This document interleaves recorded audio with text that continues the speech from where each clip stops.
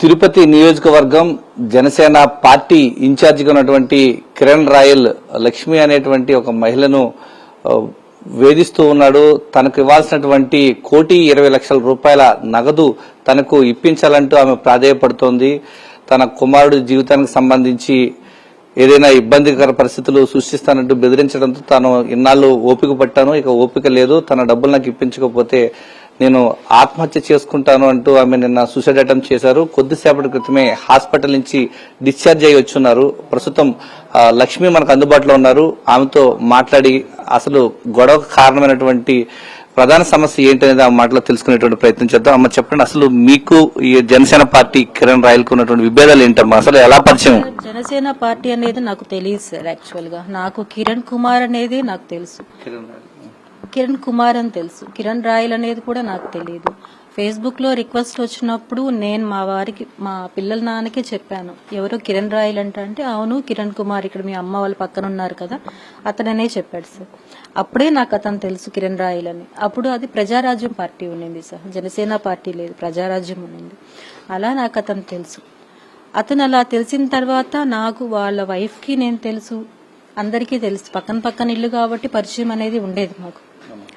అలా అప్పట్లోనే ఆ అవసరం వాళ్ళ ఇల్లు మెయిన్ చెప్పాలంటే వాళ్ళ ఇల్లు కన్స్ట్రక్షన్ కూడా డబ్బులు చాలా వరకు నేను ఇచ్చాను సార్. మీకు ఇప్పుడు ఏదైతే చెప్పానో 2016 లోపల 25 లక్షలు ఇచ్చానని చెప్పి ఆ 25 లక్షలు వాళ్ళ హౌస్ కన్స్ట్రక్షన్ కి, ఆ తర్వాత అతని కార్ పోలో కార్ సార్, ఇప్పుడున్న కార్ కాదు పోలో కార్, అది వచ్చి జూలై 13th తీసుకున్నాడు కారు.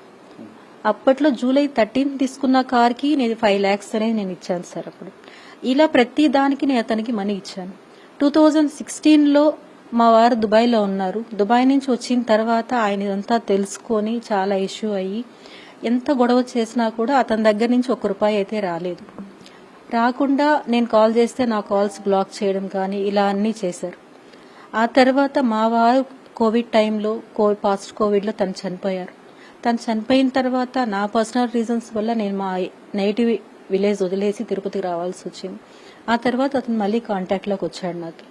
కాంటాక్ట్లోకి వచ్చిన తర్వాత నేనప్పుడు ఏం చెయ్యాలి బిజినెస్ అని ఆలోచించుకునే టైంలో ల్యాండ్ ఉంది కదా, ల్యాండ్ అమ్ముకొని ఏదో ఒక బిజినెస్ చేయొచ్చు, ఏదో ఒక ఇది చేయొచ్చు అని చెప్పి ఆ ల్యాండ్ నేను ఏ రోజైతే రిజిస్ట్రేషన్ చేసుకుంటానో ఈ రోజు ముందు రోజు నుంచే నాకు ఈ ప్రాబ్లం ఉంది, నేను అక్కడ పే చేయాలి, ఇక్కడ మీటింగ్స్ ఉన్నాయి, దానికి నేను డబ్బులు కట్టాలి అని చెప్పి ఆ డబ్బులు అలా తీసుకోవడం. తిరిగి నాకేం చెప్పాడంటే ఎలక్షన్ అవుతానే మాదే వస్తుంది, మాదే వచ్చిన తర్వాత నువ్వు ఇచ్చిన దానికన్నా నేను డబల్ నీకు ఇస్తాను అని నాకు చెప్పాడు. ఆ తర్వాత అన్నీ అయిన తర్వాత నాకు డబ్బుల విషయంలో విభేదాలు వచ్చి నా డబ్బులు నాకు కావాలి అన్న రోజున నుంచి స్టార్ట్ చేశారు సార్. ఇది 3 years నుంచి జరుగుతూ ఉంది ఈ గొడవ. 3 years నుంచి కూడా మనశ్శాంతి లేకుండా ప్రతిరోజు కాల్స్ చేయడం, ఇంటి దగ్గరకు వచ్చి బెదిరించడం, నేను ఎక్కడెక్కడికి వెళ్తున్నానో ఫాలోఅప్ చేయించడం, మనుషుల దగ్గర నా పిల్లల్ని ఫాలోఅప్ చేయించడం. నాకు నా పిల్లల్ని బయట పంపించాలన్నా కూడా భయం సార్. థ్రెట్ అతని దగ్గర నుంచి నాకు నా పిల్లలకి థ్రెట్ అనేది ఉంది.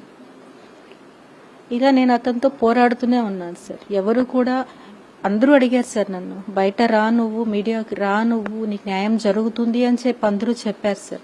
కానీ నేను ఏ రోజు అనుకోలేదు, ఎందుకంటే పిల్లల భవిష్యత్తు పాడవుతుంది అనే ఉద్దేశంతో నేను రాలేదు.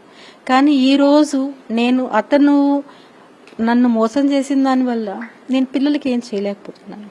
వాళ్ళ ఎడ్యుకేషన్స్ ఆగిపోయాయి, చాలా ఇబ్బందులు పడుతున్నాను. కాబట్టి ఈ రోజు నేను బయట వచ్చాను సార్. బయట రావాలని కాదు, నేను మీరు చూసుంటారు ఆ వీడియో, దీంట్లో నేను చనిపోయిన తర్వాత ఆ డబ్బులు ఇవ్వండి, ఇప్పించండి అని అడిగాను సార్. నేనైతే బతికిలా వస్తాను నేను అనుకోలేదు. నేను చనిపోయిన తర్వాత నా బిడ్డలకు న్యాయం జరగాలనేసి నేను కోరుకున్నాను.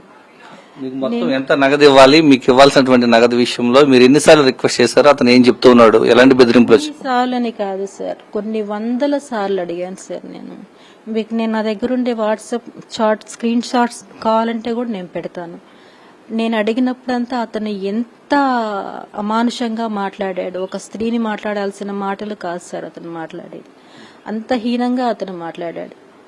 ఇవి అన్నీ కూడా వాళ్ళ పార్టీలో ఉండే వాళ్ళకు కూడా తెలుసు సార్. నేను ఎంత అమౌంట్ ఇచ్చాను అతనికి ఏమైనా తెలుసు. ఇప్పుడు ప్రెసెంట్ అతని దగ్గరున్న ఇన్నోవా క్రిస్టా కారు కూడా 11 లక్షలు నేనే ఇచ్చాను సార్. ఆ 11 లక్షలు కూడా నేను అప్పు చేసే ఇచ్చాను నేను.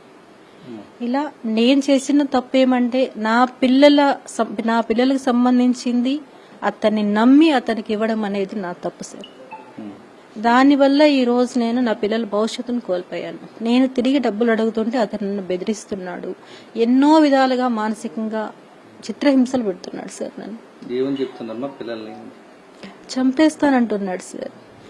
వాళ్ళే ఉరేసుకొని చచ్చేలాగా చేస్తాను అంటాడు. నీ పిల్లలు బండ్లున్నాయి కదా, బయట రారా, రోడ్లలో తిరగరా నీ పిల్లలు అని బెదిరిస్తున్నాడు సార్. రోడ్లలో తిరగడా అంటే యాక్సిడెంట్ చేపించాలనుకుంటున్నాడా లేకపోతే ఇంకొకటి చేపించాలనుకుంటున్నాడా నాకు తెలీదు. బయట రారా నీ పిల్లలు, రోడ్లో తిరగరా వాళ్ళు అని బెదిరిస్తున్నాడు. రకరకాల బెదిరింపులు సార్, 1 కాదు 2 కాదు.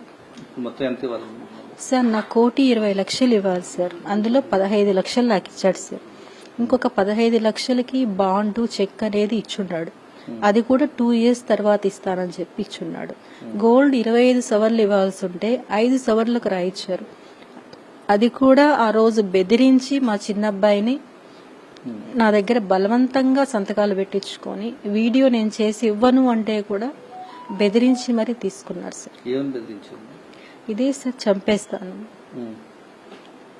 మీరేం చేస్తారో చేసుకోండి, నీ పైన లేనిపోని కేసులు పెడతాను నేను అని ఇవే చెప్తాడు సార్. లేనిపోని కేసులన్నీ పెడతాను నీ పైన అంటాడు. అంటే ఇప్పుడు ఒక వీడియో రిలీజ్ చేస్తున్నారు, దానికి సంబంధించి కూడా ఏదో తప్పు చేసినట్లు మీ పైన రుద్దే ప్రయత్నం జరుగుతుంది. అసలు ఏం జరుగుతుందమ్మా? అసలు ఏంటి? నేనేం తప్పు చేశాను? అతను నమ్మి నేను ఇచ్చాను సార్ డబ్బులు.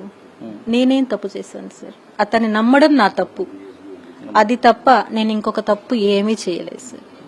మీకు ఎలాంటి బెదిరింపు ఫోన్ కాల్స్ వచ్చినాయి? వీడియోలు ఉన్నాయి మీ దగ్గర? ఎవిడెన్స్ సార్ ఇప్పుడు ఒకటే మీ ముందరే చూపించాను. అలా అతను నన్ను చాలా దారుణంగా బెదిరిస్తున్నాడు.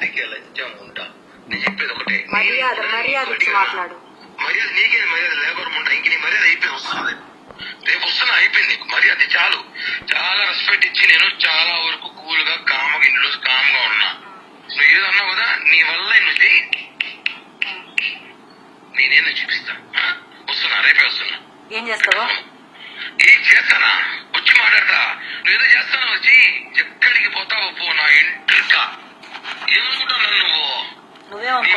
నీ మరిది అనుకున్నావా? బృందావన తమ్ముడు జఫానా కొడుకు అనుకున్నాను ఏమైనా? నీ కొడుకులు పెద్దోళ్ళైతే మడిచి నా దగ్గర కాదు, కోసి వాత పెడతా, మర్డర్ కేసు పెట్టుకుని జైలు పోతా, 40 రోజులు బెయిల్ తీసుకుని బయటకు వస్తా. నీ అమ్మ చాలా చూసినాను ఇట్లాంటివి. ఇలా ఎన్నో బెదిరింపు కాల్స్ ఉన్నాయి సార్. అతను అంటాడు, నువ్వు రికార్డ్ చేసుకుంటావని కూడా నాకు తెలుసు, నువ్వు చేసుకో, నీ వల్లేంది చేసుకో, ఎవరికన్నా చూపెట్టుకో అని అతను ఓపెన్ గానే మాట్లాడతాడు సార్. అతను ఎవరిని చూసుకొని అతనికి అంత ధైర్యము భరోసా అనేది నాకు తెలియదు సార్. నాకైతే ఎవరూ లేదు సార్. నేను ఈ రోజు మీడియాకి బయట వచ్చానంటే దానికి కారణం నా వల్ల నా పిల్లల భవిష్యత్తు నాశనం అయిపోయింది సార్. ఈ రోజు కూడా నేను ఇలా రావడం అనేది నా పిల్లలకి 1% కూడా ఇష్టం లేదు. ఎందుకంటే గౌరవంగా బతికాం సార్ మేము. నేను చేసిన తప్పు వల్ల నా పిల్లలు బలయ్యారు, కుటుంబం దూరం అయింది, మాకు సపోర్ట్ ఇచ్చేవాళ్ళు ఎవరూ లేరు. అత్తా మామలు, అమ్మ వాళ్ళకి సంబంధించిన వాళ్ళు ఎవ్వరూ నాకు లేదు సార్, నేను చేసిన మిస్టేక్ వల్ల. ఈ రోజు కూడా నేను నిన్న డెసిషన్ తీసుకోవడానికి, నేను చనిపోతే వాళ్ళకి అన్ని దగ్గర అవుతాయని ఒక్క ఉద్దేశంతోనే నేను చనిపోవాలనుకున్నాను సార్ నేను. కానీ ఆ భగవంతుడు నాకు ఆ అదృష్టం కూడా ఇవ్వలేదు సార్. నాకు గతంలో మిమ్మల్ని ఏమని బెదిరించారు? మనకు పొలిటికల్ కెరీర్ నాశనం అవుతుంది అంటే ఒక వీడియో రిలీజ్ చేస్తున్నారు, ఏమని బెదిరించారు? అవును సార్, నీ వల్ల నా పొలిటికల్ కెరీర్ నాశనం అయింది, నువ్వు ఎలా బాగుంటావో నేను చూస్తాను, నీ అంతు చూస్తాను నేను, నువ్వు ఎలా బతుకుతావో సమాజంలో తలెత్తుకొని చూస్తాను నేను, నువ్వు నీ పిల్లలు ఉరేసుకొని చేస్తారు నేను మాట్లాడానంటే అంటాడు సార్.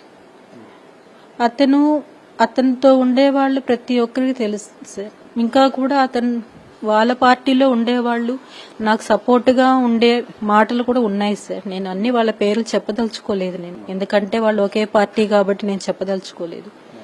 వాళ్ళ ఫ్రెండ్ సర్కిల్ కానివ్వండి, అందరూ కూడా నాకు సపోర్ట్గా మాట్లాడినవి చాలా ఉన్నాయి సార్ నా దగ్గర. ఎందుకంటే అందరికీ తెలుసు సార్, నేను మోసపోయానని ప్రతి ఒక్కరికి తెలుసు.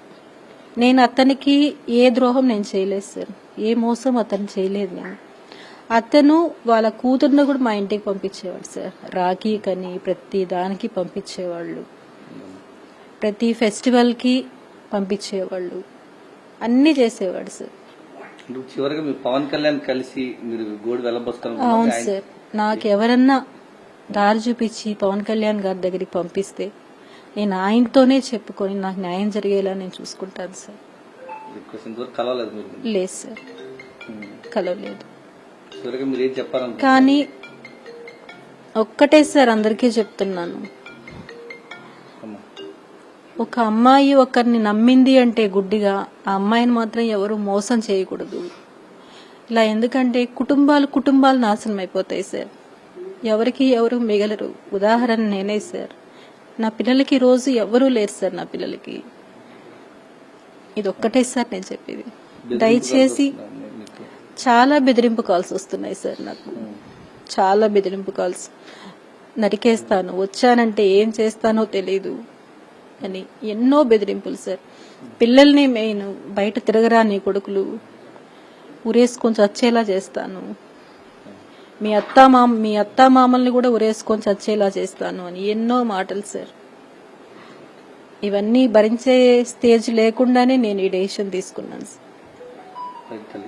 తనకు జరిగినటువంటి అన్యాయం, తనకు వల్ల కిరణ్ రాయల్ వల్ల మోసపోయాను, తన వల్ల నా కొడుకులు ఇద్దరికి కూడా భవిష్యత్తు ఇవ్వలేనటువంటి పరిస్థితుల్లోనే అతని నుంచి డబ్బులు రాబట్టుకోలేని పరిస్థితుల్లోనే విధులేక ఆత్మహత్య చేసుకున్నాను. చివరికి తను ఆత్మహత్య చేసుకుంటే ఈ యొక్క వీడియో ద్వారా అయినా తనకు కుమారులకు న్యాయం జరుగుతుంది అన్నటువంటి ఒకే ఒక్క బాధతో ఆత్మహత్య ప్రయత్నం చేయాల్సి వచ్చిందని చెప్పేసి బాధితురాలు లక్ష్మి చెప్తున్నారు. ఇప్పటికైనా సరే తనకు ఇవ్వాల్సినటువంటి 1,20,00,000 రూపాయల నగదును తిరిగి ఇప్పించాలని చెప్పేసి ఆమె వేడుకుంటున్నటువంటి పరిస్థితి. ఇప్పటికే థ్రెటనింగ్ కాల్స్ వస్తూ ఉన్నాయి. తన కుమారులిద్దరిని చంపేస్తానంటూ ఈ యొక్క కిరణ్ రాయల్ బెదిరింపులు పాల్పడుతున్నారు. తనకు రక్షణ కల్పించాలి, జనసేనాని పవన్ కళ్యాణ్ ను నన్ను కల్పించాలి, తన గోడు వెళ్లబోసుకుంటానంటూ ఆమె ఆవేదన వ్యక్తం చేస్తున్నటువంటి పరిస్థితి కనిపిస్తోంది. ఇప్పటికీ జనసేన పార్టీ అధినేత డిప్యూటీ సీఎం పవన్ కళ్యాణ్ ఏ విధంగా స్పందిస్తారో వేచి చూడాలి. కెమెరామెన్ ముఖేష్ తో విజయమూర్తి, సాక్షి టీవీ, తిరుపతి.